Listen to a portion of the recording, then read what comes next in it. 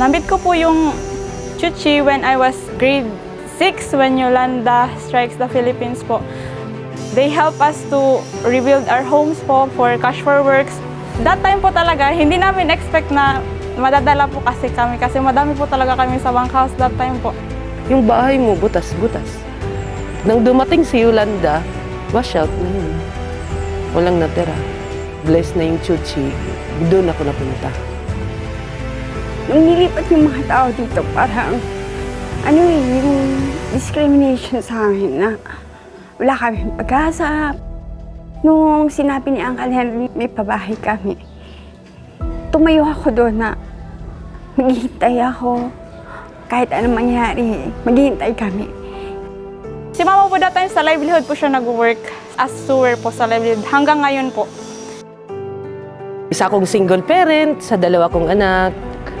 Si Brent Ivan ay naging scholar ng Chuchi.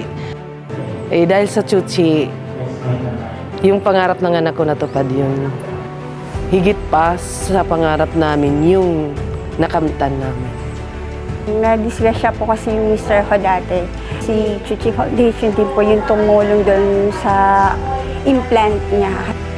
Masaya talaga ako kasi mula noon, tsaka hanggang ngayon, yung mga nangyari dito sa amin, thank you is not enough eh.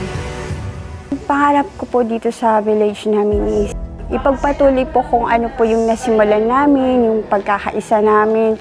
Kahit anong mangyari po, nandito kami, tatayo kami at magtutulungan kami para sa community namin. Thank you, Lord. Binigay na talaga sa amin yung matagal na namin pinagdadasal at hinihintay. Yung nagawa sa anak ko, pangarap ng anak ko, tinupad niyo po. Dito kami ngayon, binago kami ng Chuchi. Binigyan kami ng sarili namin na matatawag namin. Salamat, Chuchi. Kasi kung hindi sa inyo, wala kami ngayon dito. Hindi ako magkakaroon ng bahay para sa mga anak ko.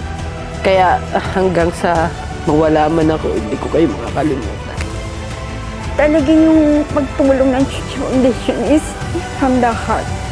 Hindi yung tinulungan ka, iiwanan ka, tapos wala na.